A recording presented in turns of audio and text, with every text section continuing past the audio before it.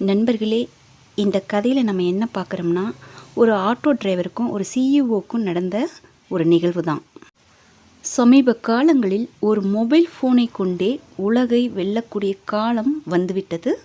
குறிப்பாக ஆன்லைன் பணம் செலுத்தும் முறை யூபிஐ வந்த பிறகு தங்கள் சட்டைப்பையில் 20 ரூபாய் வைத்திருப்பவர்களின் எண்ணிக்கை கணிசமாக குறைந்துள்ளது.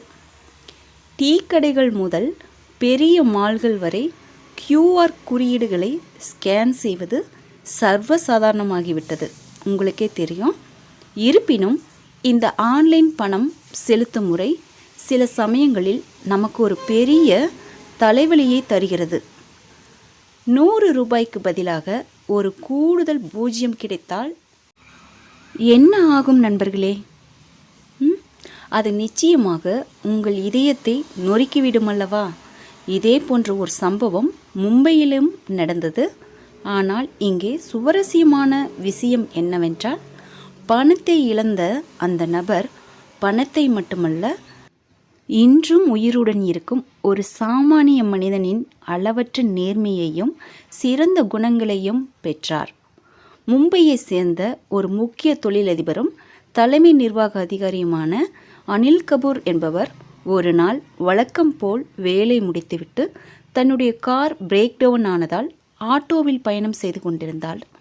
அவர் சேருமிடத்தை அடைந்தபோது ஆட்டோ ஓட்டுநர் சேகரிடம் கட்டணம் எவ்வளவு என்று கேட்டார். சேகர் அதுக்கு பதில் ரூபாய் 150 மட்டுமே கேட்டார்.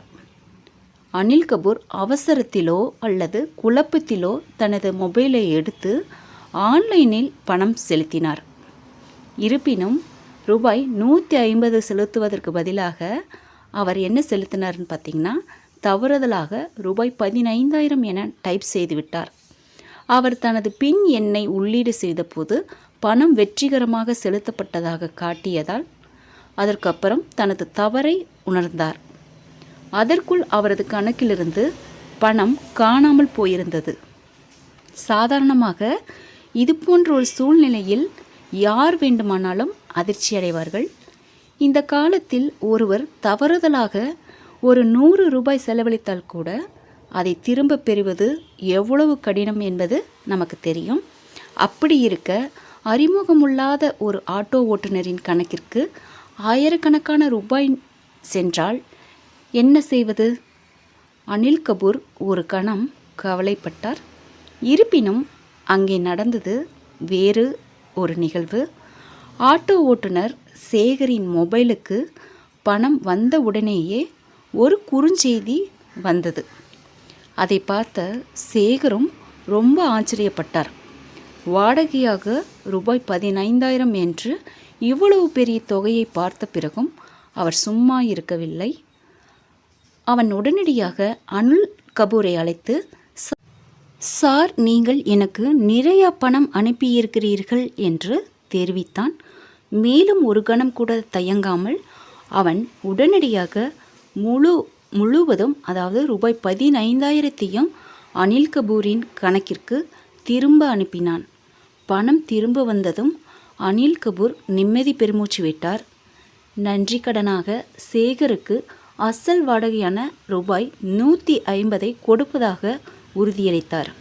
ஆனால் ஆட்டோ ஓட்டுநர் சேகரோ வாடகையை வாங்க முற்றிலும் மறுத்துவிட்டார். சேகர் ஏன் இப்படி சொன்னதற்கான காரணம் அனைவரின் இதயத்தையும் தொடும். அதாவது, அவன் அனில் கபூரிடம், சார், இன்று உங்களுக்கு மிகவும் கடினமான அல்லது குழப்பமான நாள், அதனால்தான் நீங்கள் இவ்வளவு பெரிய தவறை செய்துவிட்டீர்கள்.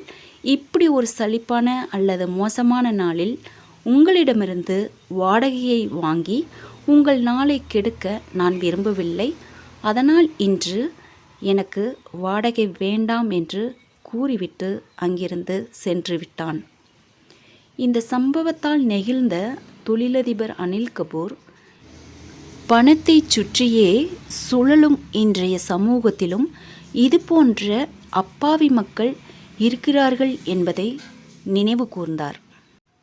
பணம் தேவையில்லை என்று யார் சொன்னது? ஆனால் கடின உழைப்பை மட்டுமே மற்றவர்களிடமிருந்து பணத்தை எதிர்பார்க்காத சேகரின் செயல் ஒட்டுமொத்த சமூகத்திற்கும் ஒரு சிறந்த பாடமாகும். இன்றைய அவசரம் மற்றும் ஏமாற்றுகிற உலகில் நேர்மையில் இது போன்ற சிறிய ஒலிக்கீற்றுகள் மனித நேயத்தின் மீதான நம்பிக்கையை வலுப்படுத்துகின்றன. இந்த உன்னதமான குணத்திற்காக சேகருக்கு ஒரு பெரிய சல்யூட். நண்பர்களே, இந்த கதை உங்களுக்கு பிடிச்சிருந்தால் என்னோடய சேனலை சப்ஸ்கிரைப் பண்ணுங்கள், லைக் பண்ணுங்கள், மற்ற நண்பர்களுக்கும் இந்த வீடியோவை ஷேர் பண்ணுங்கள்.